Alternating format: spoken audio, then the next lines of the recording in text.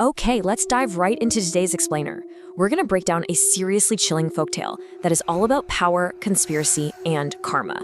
We're dissecting a fascinating story that deals with human ambition and the absolutely horrific consequences of betrayal. We're going to map out exactly how a desperate thirst for power can, quite literally, unleash monsters. Keep this haunting question in the back of your mind as we analyze the anatomy of the deadly conspiracy that unfolds today. Can a terrifying monster actually possess a stronger sense of justice than humans? It's a provocative thought, isn't it? As we walk through this story, I want you to weigh the actions of the humans against the actions of the supernatural creature known as the Muhnochwa. You might just find that the line between human and monster gets incredibly blurry. Part 1. The Cruel Reign of Mongol Singh. To understand the roots of this dark folktale, we really have to look at the oppressive environment that set the stage for absolute betrayal. Every rebellion starts somewhere, right? Think about the shared trauma uniting our two main characters. On one hand, you have King Mongol Singh pacing his balcony, barking orders, throwing a glass of water in a rage, and publicly humiliating his minister, Sagar, calling him a two-penny servant. On the other hand, you have the private, daily terror of Queen Ramavati.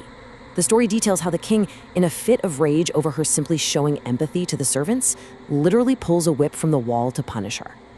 It's this environment of constant fear and humiliation that pushes the queen and the minister into the exact same dark corner. Part 2. The Conspiracy of the Queen and Sagar. Let's move to the night everything changed. They realize the king's soldiers are fiercely loyal, so a conventional assassination is completely out of the question. They need something supernatural. The night of the murder begins with this eerie, unsettling calmness. The king, surprisingly feeling remorseful, decorates their bed with flowers and actually apologizes to Ramavati, hugging her when she returns late at night. He even notices the muddy wheels of her carriage and suspects she'd been in the forest, but she plays it off as just a rainy road. Little did he know, she had just visited a dark sage.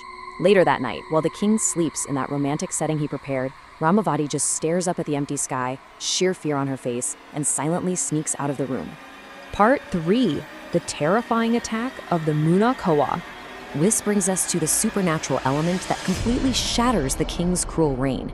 The king wakes up with a start as a dark shadow passes right over him. He realizes Ramavati is gone, and as he puts on his robe, a horrifying buzzing sound fills the room. He turns to face this bizarre, twisted creature with sharp fangs and flapping wings. He yells, "Who are you?" But the Muhnochwa doesn't answer. It violently attacks, tearing straight into his face. The next morning, the king is found in a pool of blood, his body half-eaten. It is an absolutely gruesome end to a tyrant. So, here is the crucial point. Ramavati puts on an absolute masterclass in deception. She loudly wails, "I am ruined, I have nothing left," while her maids comfort her.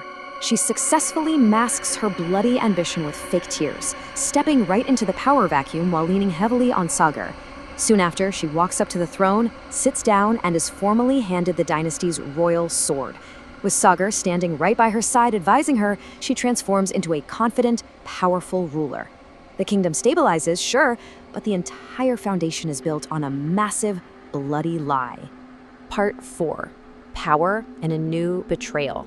As we all know, a throne built on blood is rarely stable, and the power dynamic quickly shifts. What happens when co-conspirators don't need each other anymore?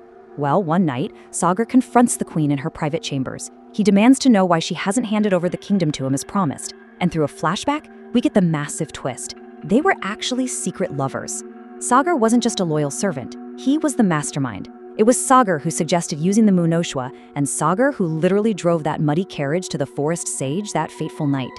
He orchestrated the whole thing. And this is the moment that captures the ultimate betrayal. Ramavati discards Sagar like trash the second she secures absolute power. She looks at him with utter contempt and delivers this crushing line: "Beggar's blood doesn't dream of kingdoms." She tells him to be thankful he even has a shred of respect now, compared to being treated like a dog under King Mongol Singh. She has absolutely zero intention of sharing that throne. The alliance is officially broken. Driven by the sharp pain of this deception, Sagar has this profound, incredibly dark realization. King Mongol Singh was a cruel, vicious man, yes, but he was completely transparent about it. Queen Ramavati, however, is a deceiver down to her very core. Outraged, Sagar declares he won't stay quiet and storms out, threatening to expose the entire bloody conspiracy and the truth about the king's murder to the whole kingdom. Part 5. The horrifying consequences of karma. This leads us directly to the explosive climax, where human ambition collides directly with supernatural justice. The queen simply cannot let her secret get out. She decides to silence her former lover forever. She intercepts Sagar on the corridor, royal sword drawn. She screams that she gave up everything, her husband, her honor, her body, her soul, to get this kingdom, and there's no way she's letting him take it away. Completely blinded by her own ambition, she raises her sword, ready to strike him down. But then, heavy footsteps echo in the hall. Ramavati turns in absolute horror. In a terrifying twist of fate, the monster is back. Its red eyes lock onto her, and it attacks with unrelenting fury right before she can strike Sagar. In mere moments, the powerful queen is dead. Her life is abruptly extinguished by the exact same beast she used to gain her power in the first place. Sagar is left trembling on the floor, fully expecting to be next. But the monster looks him right in the eyes, and then just turns around, flying out through a large window. It spares him. We are left with a massive mystery here. Why on earth did the seemingly mindless beast spare the betrayed minister? Why leave a co-conspirator and a witness alive? Later, a desperate Sagar travels back to the dark forest to demand answers from the meditating sage. And the sage provides this chilling answer. He reveals that the monster actually felt deep empathy for Sagar's betrayal.